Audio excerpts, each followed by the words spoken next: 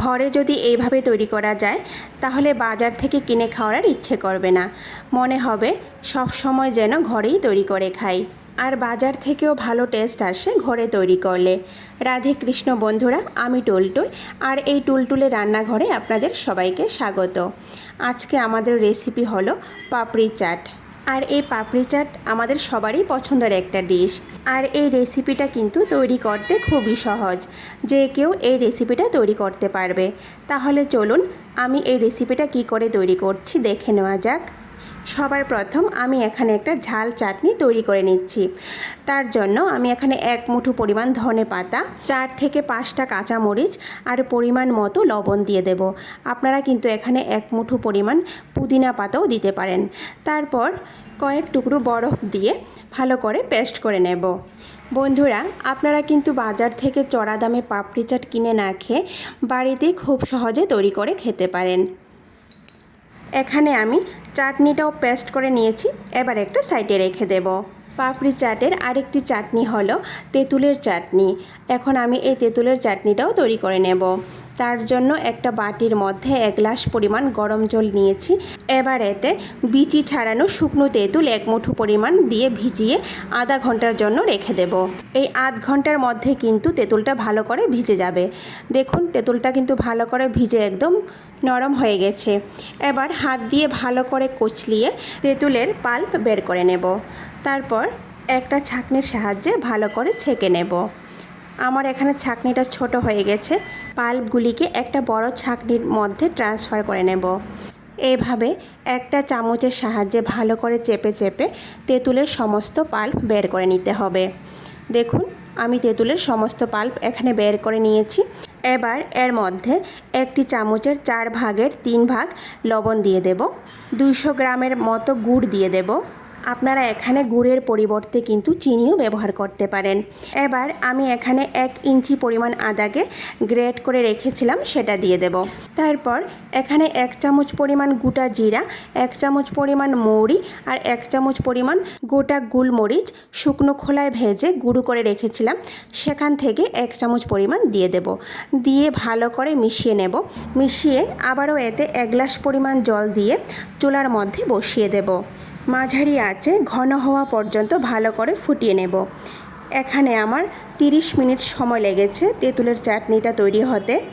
বন্ধুরা, মোটামুটি যখনই একটু ঘন হয়ে যাবে তখনই আমি চুলার আঁচ বন্ধ করে দেব। খুব বেশিও ঘন করব না, তাহলে ঠান্ডা হওয়ার পর কিন্তু আরেকটু বেশি ঘন হয়ে যাবে। দেখুন ঠান্ডা হওয়ার পর তেঁতুলের চাটনিটা কিন্তু অনেকটা ঘন হয়ে গেছে।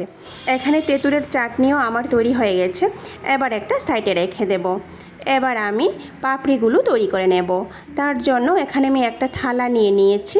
এর মধ্যে 4 কাপ মেপে 2 কাপ পরিমাণ ময়দা নিয়ে নেব। সামান্য পরিমাণ লবণ দিয়ে দেব আর 1 চামচ পরিমাণ ঘি দিয়ে দেব। ঘিটা যদি এখানে গলানো হয় তাহলে কিন্তু আরেকটু বেশি দিতে হবে। আর ঘিয়ের পরিবর্তে কিন্তু এখানে আপনারা সাদা তেলও ব্যবহার করতে পারেন। এবার আমি সমস্ত উপকরণ ভালো করে এইভাবে মিশিয়ে নেব। কিছুক্ষণ মিশিয়ে নেওয়ার পর হাতে এইভাবে মুঠো করে দেখব। যদি খুব সহজে মুঠো হয়ে যায় তাহলে বুঝতে হবে যে ময়দার মধ্যে তেল বা ঘিয়ের পরিমাণটা পারফেক্ট হয়েছে। এবার অল্প অল্প করে জল দিয়ে মোটামুটি একটা শক্ত ডো তৈরি করে নেব। মনে রাখতে হবে ডোটা কিন্তু বেশি সফট হবে না, একটু শক্ত হবে। দেখুন বন্ধুরা, ডোটা কিন্তু খুব বেশি সফট হয়নি, একটু শক্ত হয়েছে। এবার উপরে একটু ঘি মাখিয়ে আধ ঘন্টার জন্য রেস্টে রেখে দেব।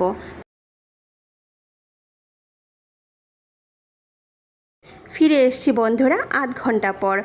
এবার এই ডোটাকে আবারও কয়েক সেকেন্ডের জন্য একটু মেখে নেব। এবার এই ডো থেকে মাঝারি আকারের লেচি কেটে নেব। 2 কাপ ময়দা দিয়ে আমার এখানে অনেকগুলো পাপড়ি তৈরি হয়েছে। এখানে 5টা লেচি তৈরি হয়েছে। এবার একটা লেচি রেখে বাকি 4টা লেচি আমি সরিয়ে রেখে দেব। এবার শুকনো ময়দা উপরে ছড়িয়ে দিয়ে পাতলা করে একটা রুটির মতো বেলে নেব। পাপড়ি কিন্তু অন্য আরেকভাবেও তৈরি করা যায়।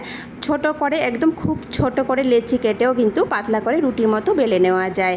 ওইভাবে করলে সময় বেশি লাগে, আর আমি যেইভাবে পাপড়িগুলো তৈরি করছি এইভাবে করলে সময়টা একটু কম লাগে। দেখুন বন্ধুরা, কতটা পাতলা হয়েছে রুটিটা আপনারা দেখেই বুঝতে পারছেন। এইভাবে একটু পাতলা করে রুটিটাকে বেলে নিতে হবে। এবার একটা কাঠির সাহায্যে পুরোটা রুটির মধ্যে ছিদ্র করে দিতে হবে। সম্পূর্ণ রুটিটাকে আমি এইভাবে ছিদ্র করে নেব। এবার যে কোনো একটা কৌটার মুখের সাহায্যে এইভাবে ছোট আকারের রুটির মতো কেটে নেব। এইভাবে তৈরি করলে কিন্তু সময়ও কম লাগে আর একই আকারের হয় আর দেখতে বেশ ভালো লাগে। এইভাবে আমি পাপড়িগুলো তৈরি করে নেব। দেখুন বন্ধুরা, একটা রুটি দিয়ে কিন্তু আমার এখানে অনেকগুলো পাপড়ি তৈরি হয়েছে। এবার যে রুটির বাকি অংশটা থাকবে সেটাকে বাকি লেচির সঙ্গে মিশিয়ে রুটির মতো বেলে এইভাবে পাপড়ি তৈরি করে নেব। বন্ধুরা, এই পাপড়ি চাট তৈরি করতে কিন্তু একটু সময় লাগে, তাও কিন্তু খুব ভালো লাগে ঘরে তৈরি করা পাপড়ি চাট খেতে। দোকানের থেকেও কিন্তু খুব ভালো টেস্ট হয়। আপনারা কিন্তু একবার হলেও বাড়িতে তৈরি করে খেয়ে দেখবেন, বেশ ভালো লাগে খেতে। দেখুন পাপড়িগুলো কিন্তু আমার এখানে তৈরি হয়ে গেছে। এইভাবে প্রত্যেকটি পাপড়ি আমি তৈরি করে নেব। দেখুন প্রত্যেকটি পাপড়ি এখানে আমার তৈরি হয়ে গেছে। 2 কাপ ময়দা দিয়ে এখানে অনেকগুলো পাপড়ি তৈরি হয়েছে। এবার পাপড়িগুলোকে ভেজে নেব। আর পাপড়িগুলো ভাজার সময় কিন্তু তেলটা মোটামুটি গরম করতে হবে, খুব বেশি গরম করলেও কিন্তু চলবে না। এবার অনেকগুলো পাপড়ি একসঙ্গে তেলের মধ্যে দিয়ে মাঝারি আঁচে পাপড়িগুলোকে ভেজে নেব। পাপড়িগুলো ভাজতে কিন্তু বেশি সময় লাগে না, কয়েক মিনিটের মধ্যে কিন্তু ভাজা হয়ে যায়।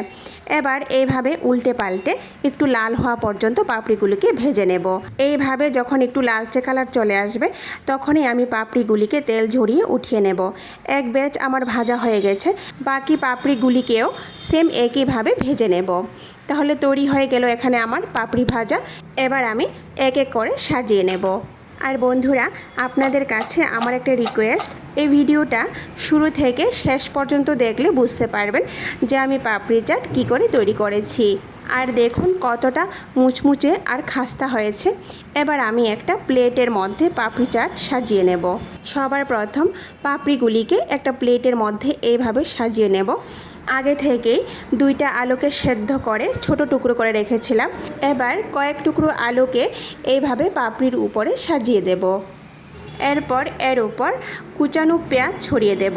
যারা পেঁয়াজ খায় না ওরা কিন্তু পেঁয়াজটাকে স্কিপও করতে পারেন। এবার এর উপর টমেটো কুচি দিয়ে দেব।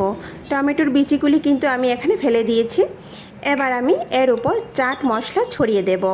আগে থেকে যে আমি গোটা জিরে, মৌরি আর গোলমরিচের গুঁড়ো করে রেখেছিলাম সেখান থেকে একটু মশলা গুঁড়ো এর উপর ছড়িয়ে দেব। আগে যে আমি ধনেপাতার চাটনি তৈরি করে রেখেছিলাম সেখান থেকে এইভাবে অল্প অল্প করে ধনেপাতার চাটনি উপরে সাজিয়ে দেব। আর আমি 1 কাপ পরিমাণ টক দই নিয়েছিলাম, সেই টক দইয়ের মধ্যে খুব সামান্য পরিমাণ লবণ দিয়ে ফেটিয়ে নিয়েছিলাম। এবার এই টক দইটা এই চাটের উপরে এভাবে সাজিয়ে দেব। সামান্য পরিমাণ চাট মশলা আর ভুনা জিরার গুঁড়ো এইভাবে উপরে দিয়ে দেব। বন্ধুরা, বিশেষ একটি উপকরণ আমি এই চাটের মধ্যে দেইনি, আর সেই উপকরণটা কি কমেন্ট করে আপনারা নিশ্চয়ই জানাবেন। এবার সবার শেষে অল্প কিছু ভুজিয়া আর বেদানা এইভাবে সাজিয়ে দেব। তো বন্ধুরা, তৈরি হয়ে গেল আমাদের সবার প্রিয় পাপড়ি চাট রেসিপি। আশা করি ভিডিওটি আপনাদের সবারই খুব পছন্দ হবে। ভিডিওটি সম্পূর্ণ দেখার অনুরোধ রইল। আর কেমন হয়েছে কমেন্ট করে নিশ্চয়ই জানাবেন। আর যদি ভালো লেগে থাকে তাহলে সবার শেষে লাইক, শেয়ার আর সাবস্ক্রাইব করে দেবেন। নমস্কার, আজকে এই পর্যন্তই। কথা হবে আবারও পরের ভিডিওতে।